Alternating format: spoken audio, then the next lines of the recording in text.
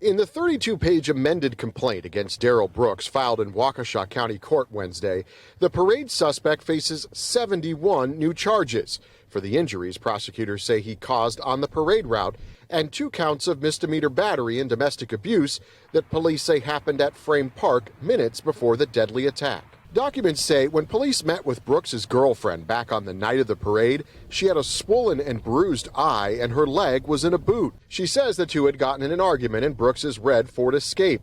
During that argument, he drove around nearby streets, and documents say, quote, she became fearful of his driving because he was driving fast and was only driving with one hand and was striking her in the face with his other hand. Police say the woman lied about the encounter at first because she was afraid of Brooks, saying that he, quote, has caused substantial injury to her in the past and has run her over with his vehicle, end quote. The woman says that's why her leg was in a boot, because he had run her over with the same SUV and broke that leg.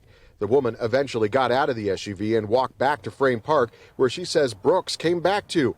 Police surveillance video in the area shows after another altercation with the woman and her friends, he, quote, got into his SUV and began to drive off in the southwesternly direction towards Main Street, end quote. That's where Brooks entered the Christmas parade route, where hundreds of parade participants and thousands of spectators were enjoying a Waukesha holiday tradition. One officer says he, quote, stepped in front of the Ford Escape and pounded on the hood of the vehicle and yelled multiple times, stop. But Brooks continued down the route, they say, for a third of a mile, 5 blocks, hitting dozens of people from 8 different parade groups, killing 6.